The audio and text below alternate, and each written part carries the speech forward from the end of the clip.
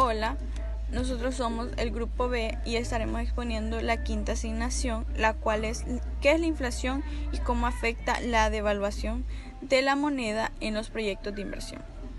Este trabajo es presentado por Leonel Laínez, Kimberly Álvarez, mi persona, Estefanio Sorto, Luis Medina y Carlos Rivera.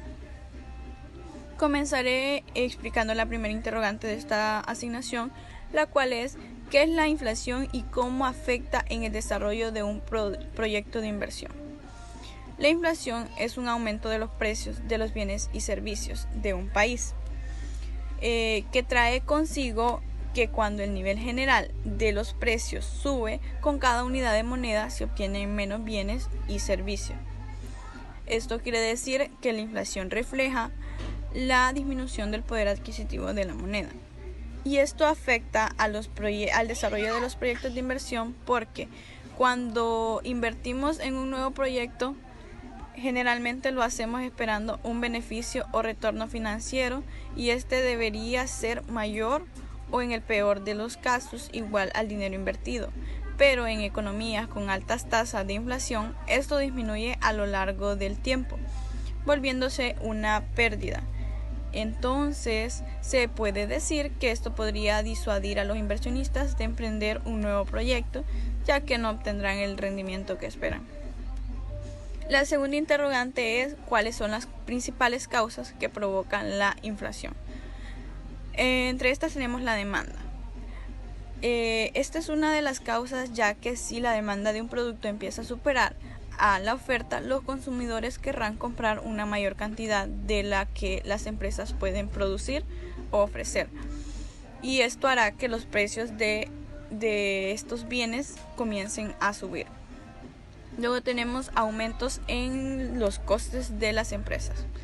Las empresas deben mantener sus beneficios en todo momento, por lo que un aumento del precio de cualquier factor que influya en los costos de producción provocará una inmediata subida de precios de este bien o servicio.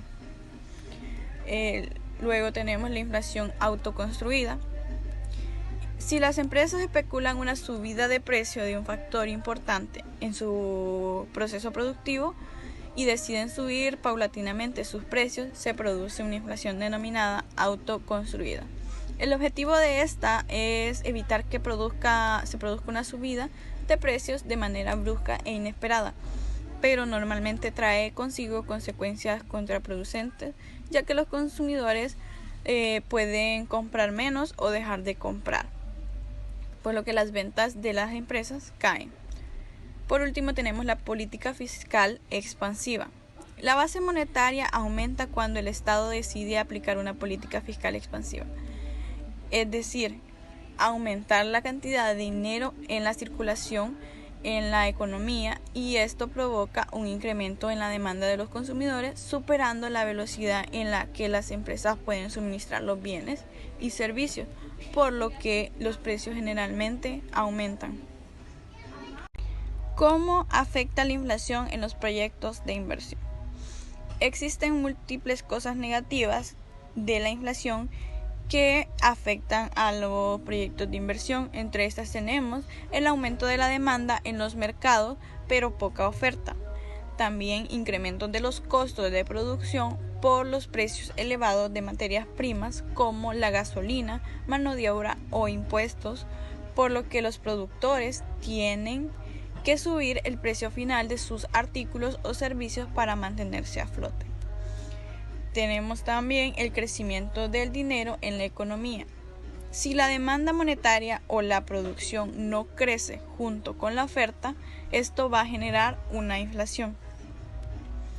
La siguiente interrogante es ¿qué es la deflación? Y presente un ejemplo de un país donde hay deflación. La deflación es lo contrario a la inflación, y esta consiste en la caída de los precios de los bienes y servicios, y por lo general está causada por la disminución de la demanda, lo cual resulta un problema mucho más grave que la inflación, ya que esto significa una caída general de la economía. Existen muchos países donde se está produciendo la deflación, como Argentina, como Chile, pero yo decidí buscar un ejemplo de nuestro país, Honduras. En mayo del 2020 en Honduras ocurrió una deflación debido a la caída de los precios en la electricidad y los combustibles, esto a causa de la paralización. Mi nombre es Luis Armando Medina y les voy a hablar acerca de qué es el índice de precios del consumidor o IPC. Pues este es un indicador económico que mide el precio de la vida, del poder adquisitivo que tienen los ciudadanos de un país. Este se utiliza para medir el impacto de las variaciones en los precios en el aumento del coste de la vida de los ciudadanos, de nosotros. ¿Y cómo se calcula el IPC y cómo se relaciona con la inflación? Pues el IPC se calcula dividiendo el precio de la cesta de los bienes y servicios en un determinado año entre el precio de la misma cesta del año base. Esta relación se multiplica por 100, lo que da como resultado el IPC. Y esto viene a dar la relación que tiene con la inflación, que una vez que tenemos el IPC ya podemos calcular la tasa de inflación. Y esta se define como la variación porcentual del IPC entre dos periodos. En particular, la inflación anual se mide tomando el IPC de un mes y calculando su variación frente al dato mismo del mes anterior. Concretamente, la tasa de inflación es la variación porcentual del índice de un periodo respecto al anterior. Buen día, ingeniero, buen día, compañeros. Mi nombre es Lionel Laínez, formo parte del grupo B. En esta ocasión a mí me tocó responder la pregunta 9, 10 y 11. ¿Cómo se ajustan o se proyecta una tasa de inflación a un proyecto de inversión? Voy a decirlo en 3 puntos. Número A, se deben estimar los precios de producción e insumos a precios nominales, combinar los efectos de la oferta y demanda con la variación de precios por la inflación. Se construyen los presupuestos y el estado de ganancia y pérdidas en valores corrientes nominales. Se construye el flujo de caja, valores reales, deflactar los valores corrientes con el índice general de precios. La tasa de descuento debe estar en términos reales. La número 10. ¿Qué es la devaluación y la apreciación de la moneda? Vamos a primero a definir qué es devaluación. Es la pérdida de valor de una moneda con respecto a otra. Puede llegar a argumentar la inflación y la pérdida de riqueza, sin embargo puede ser un buen indicio para mejorar la competitividad externa. La devaluación, sea controlada, administrada o como instrumento de política cambiaria para el manejo del tipo de cambio, afecta a todos. Desde luego que el más perjudicado es el pueblo consumidor, los asalariados, cuyos ingresos son en lempiras, las pequeñas y medianas empresas nacionales que reciben lempiras devaluados por la venta de sus productos. Todo esto también incide sobre las finanzas del Estado porque se ven disminuidos los tributos, o sea, impuestos. Apreciación. Esto significa aumento del precio de la moneda local, lempiras hondureños. Por ende, la apreciación de la divisa nacional baja el tipo de cambio, en este caso el dólar. La apreciación está directamente relacionada con la demanda. Si el valor se aprecia o aumenta, la demanda de la moneda también aumenta. En cambio, si una moneda se deprecia, pierde valor frente a la moneda con la que se negocia.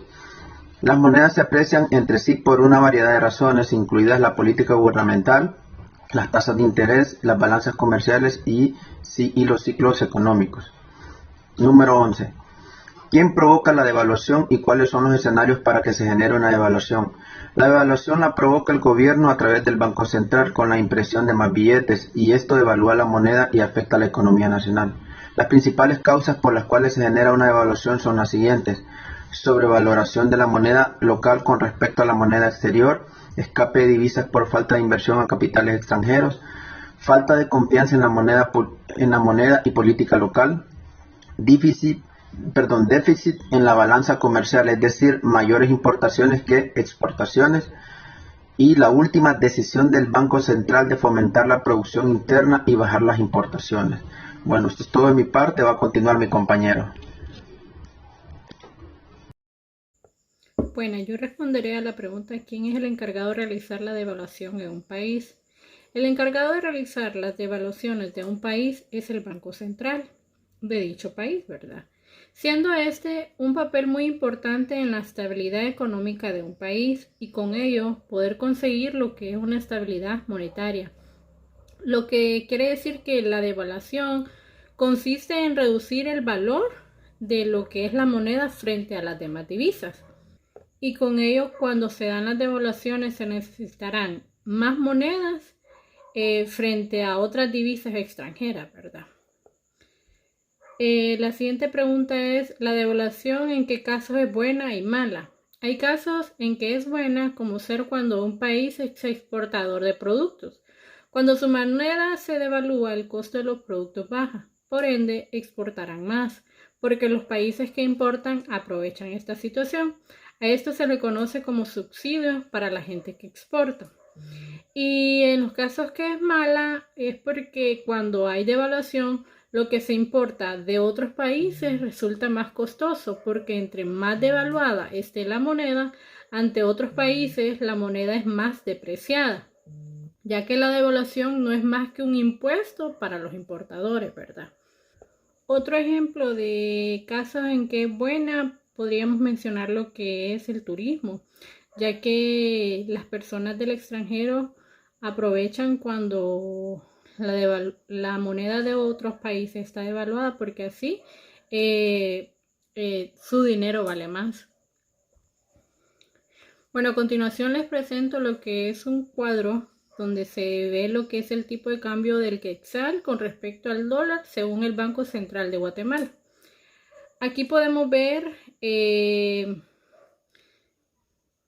un registro histórico, ¿verdad? Del año 2014 al 2020, mensualmente, podemos ver de que el quetzal no sufrió mucha devaluación en comparación a Honduras, ¿verdad? Que su tipo de cambio sí es muy variable. Las preguntas a responder son ¿dónde hay más estabilidad en la moneda? Aquí donde se puede ver que hay más estabilidad en lo que es el quetzal, ¿verdad?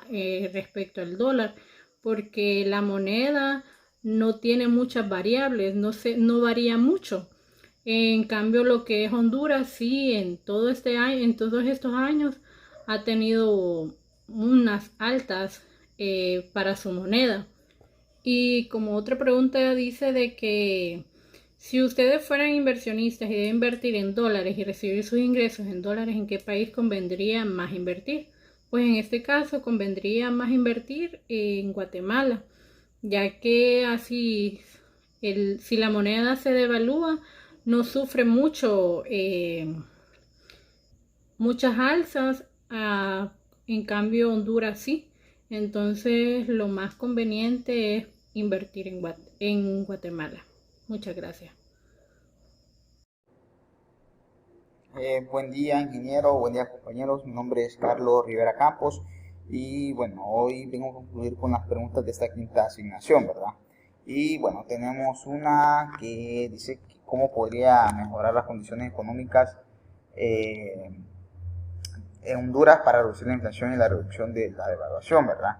Y bueno, nos piden ciertas objetivos, ¿verdad? Y bueno, yo puse tres principales y creo que son los que deberían de mejorar, que sería proteger con incentivos la producción agrícola ante los efectos del cambio climático, conceder realmente financiamientos a pequeños empresarios rurales y urbanos, homologar los impuestos en la zona de la Unión Aduanera para proteger a las empresas, ¿verdad? Entonces necesitamos que los niños de Honduras reciban una buena educación, alimentación adecuada, conocimientos que le permitan interesarse en el mundo de hoy, donde la innovación y la productividad son elementos fundamentales.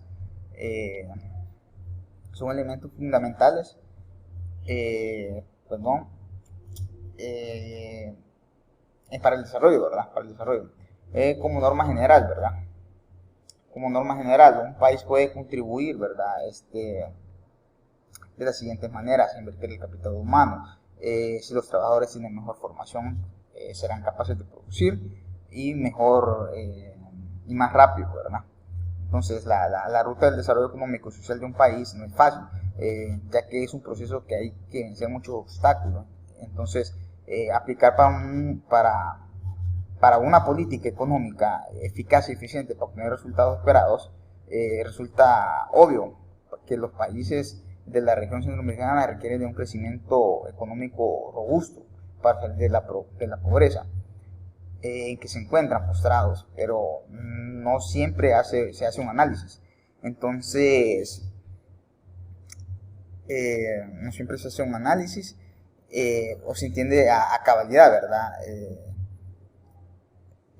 No se entiende a cabalidad las razones de un lento proceso de crecimiento. Entonces, todo esto depende de la capacidad de los gobernantes de cada país. Y bueno, en el caso de nosotros tenemos un gobernante que de repente no ha hecho las cosas mejores para el país. Entonces, los países de oposiciones, o de imposiciones, perdón, como los países poderosos sobre los países pobres, y las características endógenas de las propias economías, siendo muchas veces estas tres últimas las causales más importantes, ¿verdad?, de este tipo de desarrollo económico. Tenemos la pregunta 16, que dice que ¿cuál es la diferencia entre la política monetaria y la política económica? Bueno, en la política monetaria se refiere al conjunto de decisiones que las autoridades monetarias adoptan en el fin de buscar la estabilidad de valor de dinero y evitar desequilibrios permanentes en la balanza de pagos y ejercer influencia sobre las tasas de interés y la inflación.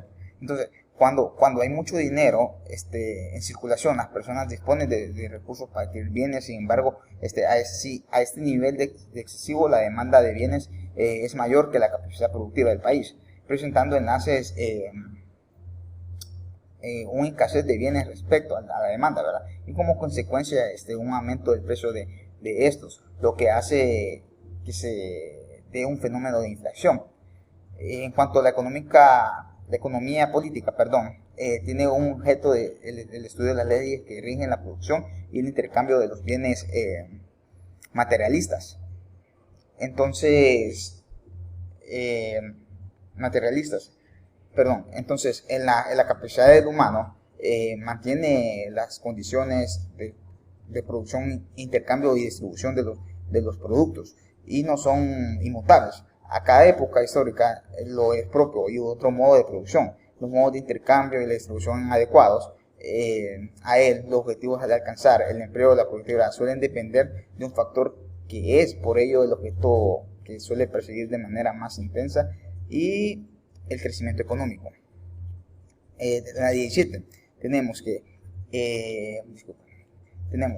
quién es el responsable de tomar las mejores decisiones para mantener una sana política económica y una política monetaria para el país, y por qué. Entonces, los bancos centrales desempeñan un papel crucial a la hora de garantizar la estabilidad económica y financiera. Se encargan de ejecutar la política monetaria con el fin de lograr una inflación baja y estable, porque una de las principales funciones de un banco central es ejecutar las políticas monetarias con el fin de conseguir la estabilidad de precios, inflación baja y estable, y ayudar a gestionar las fluctuaciones económicas. El marco político dentro del cual opera un banco central ha sido objeto de importantes modificaciones en las últimas décadas.